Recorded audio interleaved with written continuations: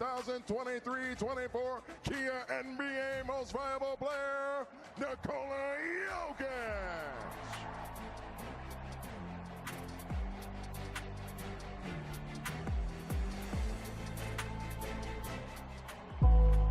Nikola.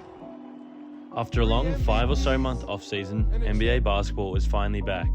At the time of you watching this video, it could be within 48 hours of the opening night tip-off between two Eastern Conference powerhouses, the Celtics and Knicks, in a game which I believe could be the best team season opening night and potentially NBA season opening game since, well, pretty much every time these teams meet on the same occasion.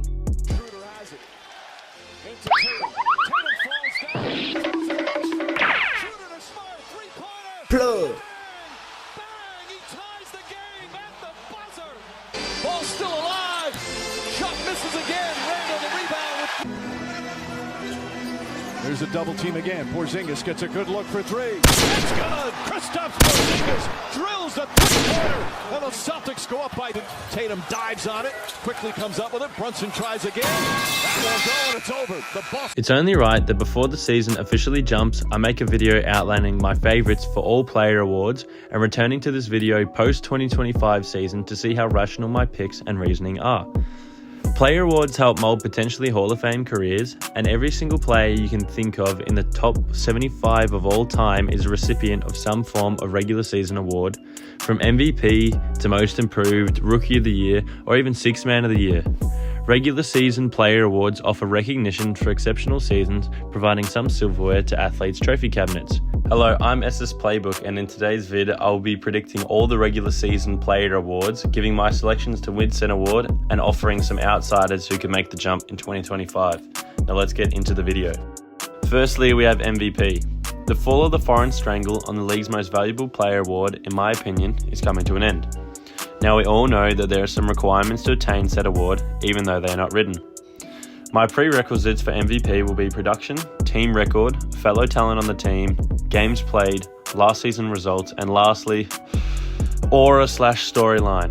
As much as I hate to say it, most MVP candidates come into the season with some sort of storyline accompanying them. Now let's get into my predictions. I'll quickly defend this position because I'm leaving Jokic off my top 5 favourites. The Jokic hype is over. Media and fans alike are getting increasingly aggravated at Jokic's attitude in the offseason. It's clear basketball is more of a job than a love for him, so him constantly disrespecting the game, paired with my belief that his team will regress, and lastly voters' fatigue, is reasons why I believe Jokic won't get his 4th MVP. My honourable mention is Luka Doncic. The perfect storm is set for the tubby white boy as he tries to cement himself as a top 5 player in the competition. He's been gifted with a much deeper Mavericks team who also just made finals this past season. Although my opinion on Luka isn't very high, as I don't think he's a winning player, I still believe the stat sheet warriors will look at him as a class above, reinforcing his push for MVP. But he's a flawed player. He complains too much, can shoot his team out of games, hogs the ball, and ruins momentum, including being lazy on defense. And don't give me that injured stuff. He doesn't want any part of defense at any time. But this isn't my opinion on Luka Doncic video, but that shows why the Vegas favourite finds himself in the honourable mentions. Coming in third is Jason Tatum. There's no way the NBA community is going to like this take, and quite easily my most bold take. But the foundation is set for Tatum.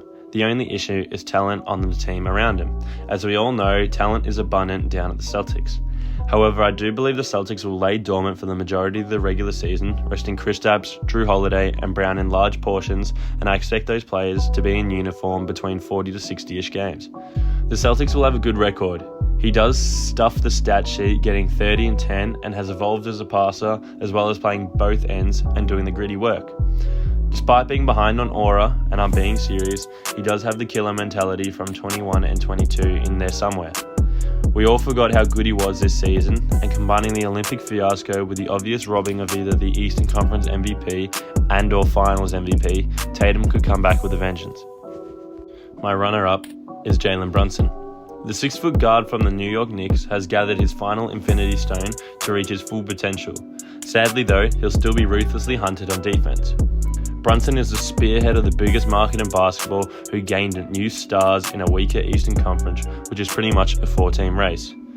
Mikal and Karl Anthony Towns will add a few wins to their record, and Brunson will score his 30 points in 40 minutes and have Madison Square Garden going crazy. He's well liked by fans and media alike, but my only concern is how his body will hold up after a pretty major injury under the harsh minutes of the Thibodeau system. His production could fall with more mouths to feed, but I'm still confident he will find his name among the top favourites for the MVP. And my favourite for the MVP is SGA, the Aura Man himself. SGA was getting some significant buzz at the tail end of last season, including Shaq telling Jokic to his face that SGA should have won the MVP. But there's no excuse why he shouldn't win it this time around. A slight issue could be a potential fall in production. Just because of a few new additions to the team, someone needs to bleed a few points per game. I'll be surprised if his rebounds don't drop this year as well, and if anything, his assists should shoot up and potentially reach the 8 to 10 mark with Giddey's departure. I don't really know what to say here. He's got a well-rounded team, coming off scoring 30 a night, as well as 6 assists and 5 boards. His defense is quite overrated, but that's not a knock to him. He'll get you 2 steals a night, but that doesn't mean he's a fortress on that side of the floor. He should be everyone's favourites to win, and he should do so quite convincingly. Next up, we have DPOY. I'll make this one short and sweet because I think we all know who's going to win, and it's not even going to be close. But in case of any scenario, and I hate to even throw this out into the universe, but if Wemby plays sub 50% of games in the regular season, or the Spurs are a bottom 5 defense, I'll give 2 people that would be my next up. Chet Holmgren. Chet is very easily the second best big man rim protector who plays both a lot of minutes and a lot of games. Coming off all 82 games in his rookie campaign, Chet's Achilles is well behind him. He moves around the court well with good lateral movement, and his defense instincts win some games. The 7'1" big man is in a peculiar situation, however, with another player on his team somehow garnering more than anticipated defensive traction in SGA, who could either limit his votes or take away from the traction if once again Wemby was to get injured, combined with the addition of Isaiah Hartenstein, a rebound magnet, and a glass crusher who hides the weak rebounding from Chet. However, Chet does all he can on defense. He basically averaged 2.5 blocks per game and hovered around a steal. Although not the big man game, in order for Chet's appeal to be taken seriously, he will need to work on both his steals and rebounding. Chet will have to break double-digit rebounding averages, which is considered a part of defense too, but I think if anything, his rebounds will go down next season with the addition of iHeart. Number 2, Bam Adebayo. Pretty much is everything Chet is not. Bam's defense doesn't show up on the stat sheet as much as Chet, but is arguably better. He can stay in front of all positions, is a strong rebounder, vertically contests more than blocking, and has active hands.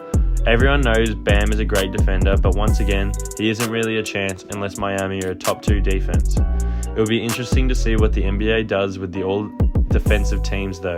They'll have 2 guards for sure, but will they have 2 centers or follow the positional guidelines? And lastly, at number 1, Victor Wembanyama. Oh, where do I start with Wembanyama? This mythical creature is everything he was supposed to be. The Unicorn started his NBA career averaging an outstanding 3.6 blocks per game in a 3-point dominant generation, which is just utter insanity. He's cracked double-digit rebounds, he gets steals every game. Funnily enough, he missed 10 games this year and was on an early time constraint. If you've never seen this guy play, I truly beg that you watch this guy. Opponents don't even want to shoot near him. He's a towering force on defense, and rightly so. Just a little side note, if you were wondering where Gobert is on this list, I've lost all respect for you. A fraudulent defender who gets targeted each and every postseason, ultimately being a limiting factor on great teams. I'm glad his era is over. Next up is Sixth Man of the Year.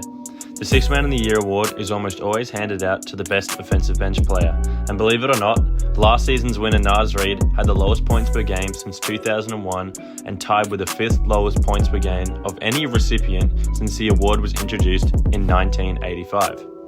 So now we've got that out the way, let's lay out my prerequisites from what I can see from previous winners. Firstly, they must have less games started than coming off the bench, obviously. And secondly, they should average upwards of 13.5 points per game. They must average at least a combined 10 per game in any other statistics, assists, rebounds, and stocks. They must be semi-efficient, averaging 45% from the field. And finally, team record matters. They must be a playoff side. The higher the seeding, the better the chance. First up, I have the Vegas favourite, Malik Monk. Not a chance for me. He might even start too many games this year despite not starting a single game last year. One reason maybe it's Sacktown is there's an interesting dynamic between Monk, Herder and Keona Ellis's game styles. With a side-by-side comparison, Monk edges out Herder in almost all statistical categories, which makes me question why Herder consistently starts. On a nightly basis, if I want scoring firepower, Monk should start, but if you want defensive prowess, Ellis should start, leaving Herder with his sorry little ass on the bench. Malik may be an on-court leader or locker room guy who openly wants to lead the bench unit, but when you're a team that recently just lost in the play-in, you want your best players to be on the court from the get-go. And you never know, you may just win a few more games throughout the year, and by doing so, you may not have to fight for your position in the postseason. To further this point, Monk is fresh off inking a brand new 4 years, $78 million, which to me means that his role will increase, and paying $20 million annually for a bench guy just seems as a bit of a stretch. Last off, Malik Monk's need for scoring may be subdued by DeMar DeRozan finding his way down to the Kings. The Kings add another high-scoring player in the off-season, which may hurt all the offensive production around him. At 2, Naz Reid is the runner-up.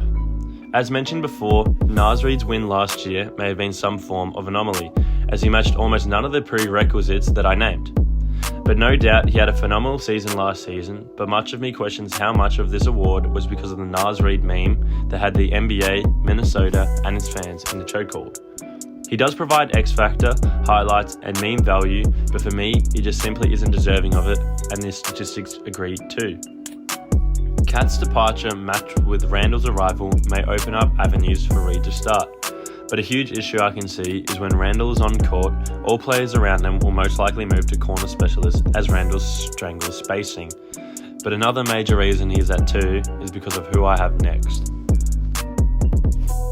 And at 1, I have Dante DiVincenzo. It'll be hard, but I'm almost certain there is a world where Dante DiVincenzo finds himself coming off the bench as a spark plug alongside Reid.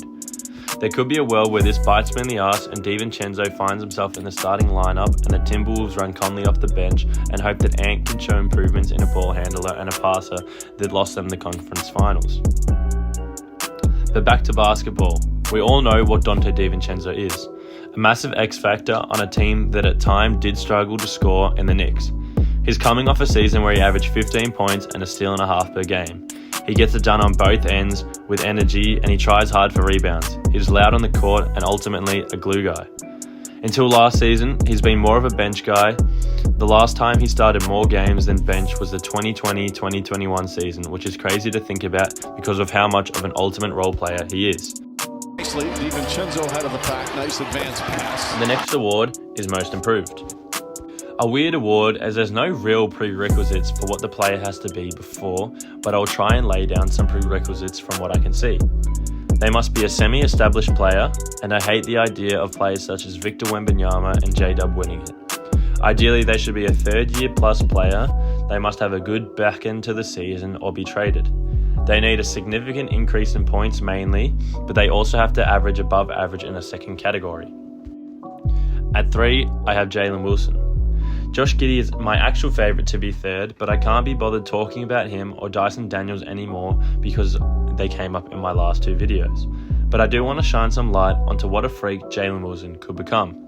The Kansas product averaged 5 points in 43 games in his rookie campaign, and I am aware this is a contradiction, and I know his numbers weren't very impressive, but in this year's Summer League, Jalen Wilson exploded for 22 a game with a blistering 55% from beyond the arc. In the right situation, he can find himself with the ball in his hand more and maybe even compete with Cam Thomas in terms of shots per game. He moves smooth on offense and is decisive. He knows what he wants to do when he gets the ball and has a sweet stroke, and I mean a really sweet stroke from 3, which could help him fit into multiple different systems if he finds himself out of Brooklyn. Now this could be a big overreaction from the Summer League and its MVP, but I don't think I've seen such dominance and dead-eye shooting. There may be a couple reasons why he doesn't win the award. 1. The NBA is nothing like the Summer League and may continue to get lack of minutes and or be shaky. And 2, he's a second-year player who was drafted with the 51st overall pick, and I don't think that will make for a good winner unless he becomes a highlight machine. My second favourite for the award is Buddy Hield. I personally love Buddy's move for the Bay Area, and if anyone is questioning the move for either party, just imagine if there was an already established killer three-point shooter who, I don't know, won 4 rings alongside Steph and had 5 All-Star appearances. In a three-point heavy-set offense who led his team down recently because he couldn't find the bottom of the basket from distance in an elimination game and recently just left for the Dallas Mavericks. That would be a little bit ironic, wouldn't it? Now, I'm not saying Buddy Hield will turn into the hinted-at Klay Thompson. Buddy isn't nearly as a reliable defender, but maybe a change to a bigger market team that recently lost its second leading scorer may be a good idea.